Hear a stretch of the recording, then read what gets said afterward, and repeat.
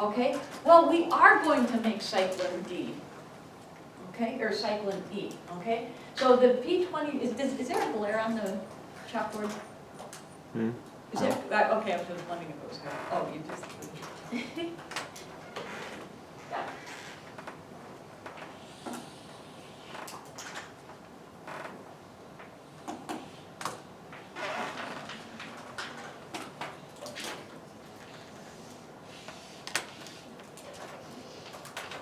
Oh, shoot.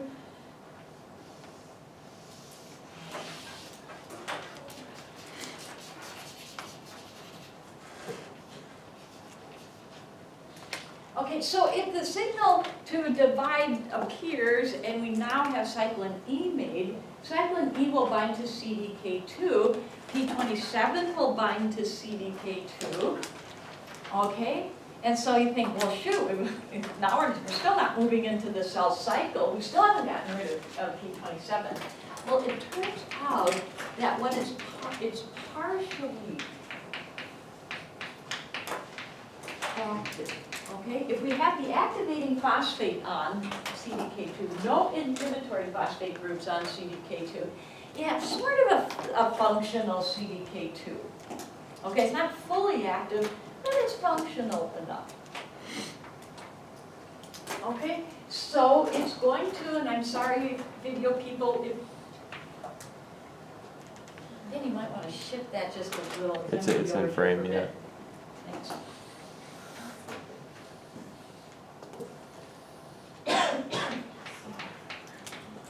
Okay, so CDK2 can phosphorylate P27.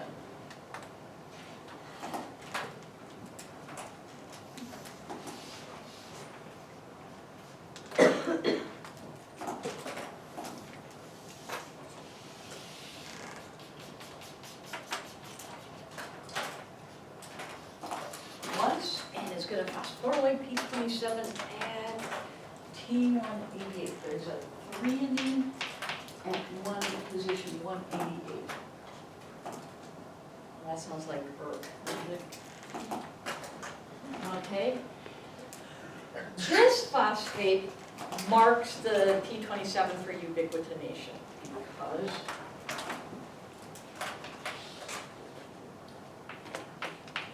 the ubiquitin ligase skipped 2.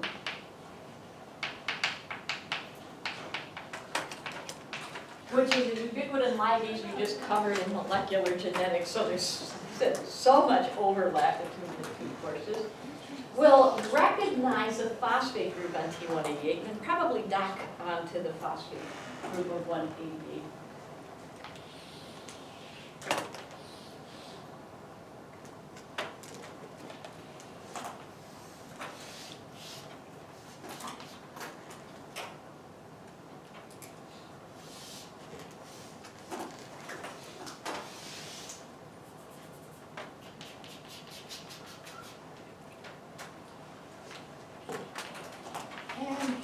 This will get polyubiquitinated.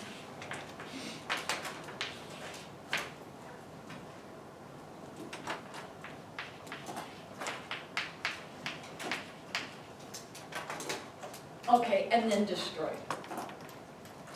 So we'll end up with a functional, let's put the activating the phosphate. So then we end up with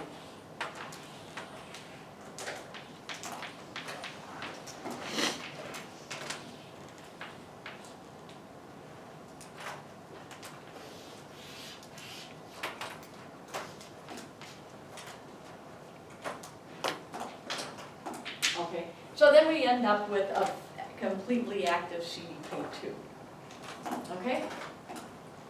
So a partially active CDK2 will phosphorylate P27 at the threonine at position 188. That becomes a docking site for the ubiquitin ligase skip2. So we polyubiquinate P27 and it gets destroyed. And now the cell is free to go into the cell cycle. That was a long story. Okay, so this ought to be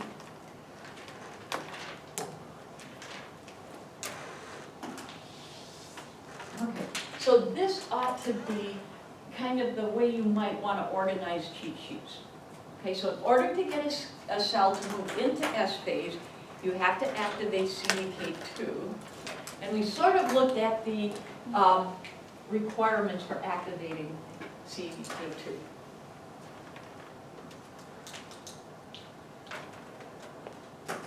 Okay, I did want to go back and take a look at that.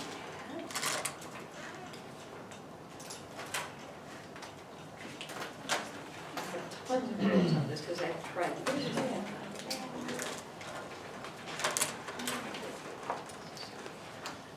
I want to take a look at some oncogenic viruses. And then I think that's probably all we want to do today. But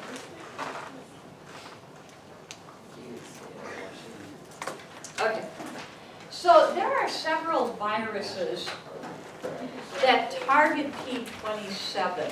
Okay, so these would be oncogenic viruses, okay, cancer-causing viruses that target P27 because it's such a great target.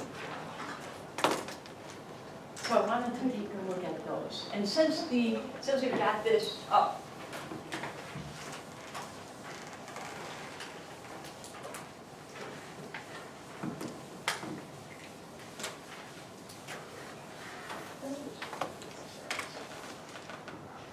And one of them is the human papillomavirus.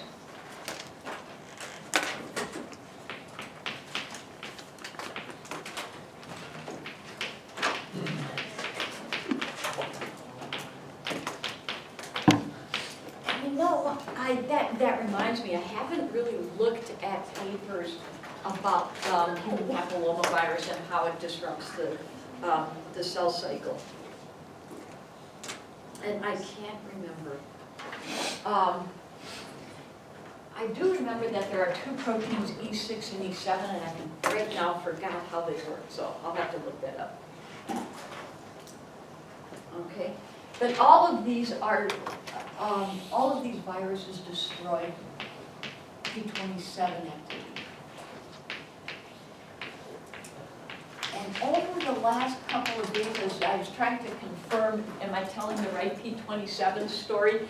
I saw so many papillomavirus articles, so that I should be able to find an article on how papillomavirus works through P27 to cancer. Okay.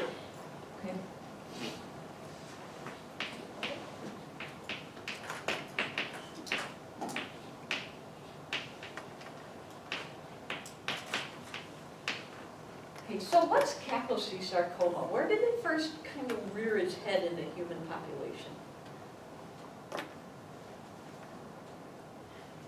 I think it's below your time, meaning that it happened before you had any memory of it. It became extremely well-known and it was very much misunderstood. You saw it in a particular population of patients. HIV. Yeah, HIV. It was one of the opportunistic infections of HIV. So a lot of patients were not dying of HIV infection. They were dying of Kaposi sarcoma. And it turns out it's a herpes virus. And it does cause cancer, and one of the ways it causes cancer is by destroying P27. And what you see, and this was a lot of work done in this, in breast cancer, we see a lot of cytoplasmic P27. And it's probably due to constitutive activation of PAKT, but that is just an excellent tumor marker of where do you find P27. It's not lost from breast cancer cells, it just moved, locked in the cytoplasm. Yeah. So, since you can't really kill viruses, right? Oh, well, HIV? Yeah, you can't really kill it. Why? This is causing us unknown. But is it possible to target the cells that have the virus and then kill them directly? So Well, that's ideally what you would do. And I think that's right now hard to do.